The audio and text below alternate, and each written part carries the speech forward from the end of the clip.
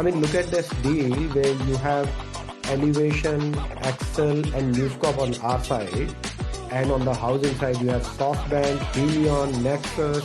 You pick up the phone and say, what do you mean we've got an offer on the table? Like, how did that happen? And then basically News Corp said, hey, look, the deal's not happening, so let's forget about it. So we realized that, the horse to place our bet on was actually housing.com.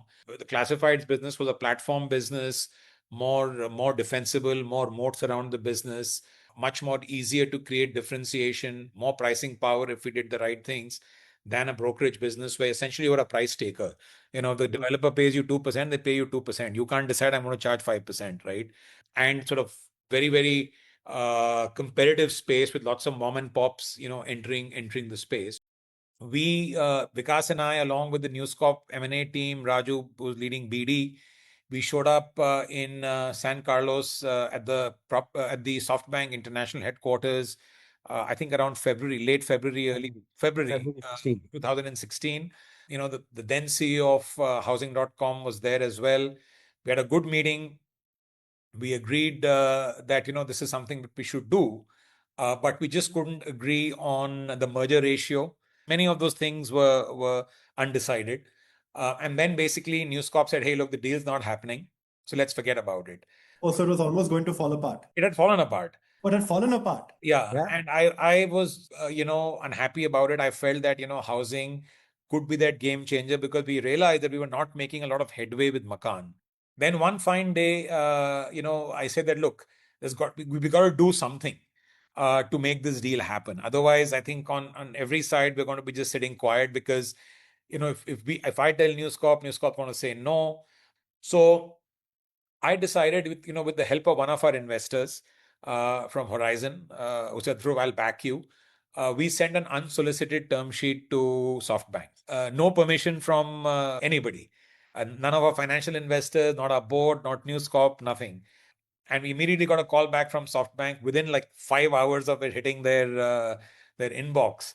Actually, they were quite upset because it was a very, very egregious term sheet. In egregious for them. For us, it was very, very favorable.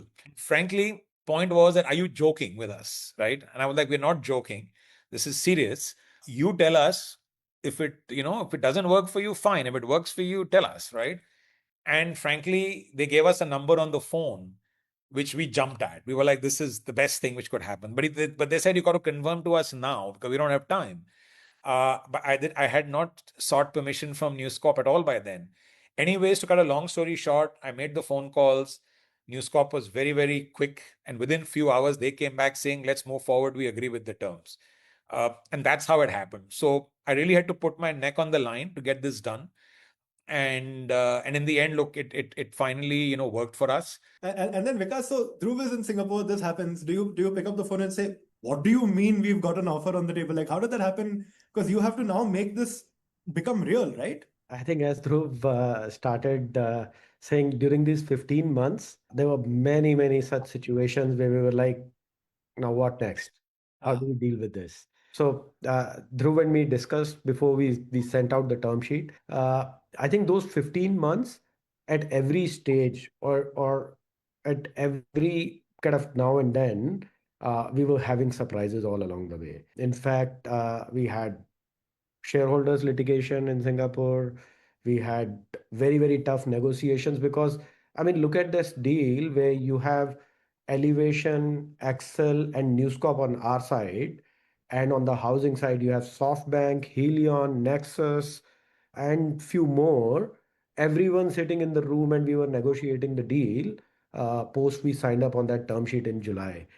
So it was very, very tough. In fact, there was an agreement. The CFO for housing.com, Mani Rangarajan, he was also getting involved in running the business.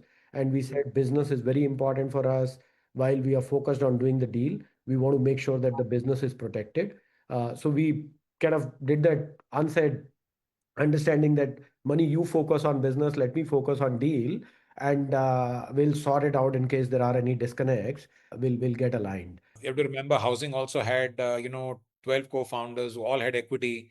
We literally had to win over everybody. And that happened even before signing, during signing, between signing and closing, and even post closing. So a lot of hard work. Just to give you a sense, at that point in time, housing barely had any revenues. And, today it's, more than, 85 to 90% of our overall revenues. And that's when sort of an internal pivot also started within the company, where we said, you know what, we're going to grow housing a lot more rapidly and put all our investment dollars, whatever that might be, on housing, and sort of let sort of PropTiger just follow an organic rate of growth.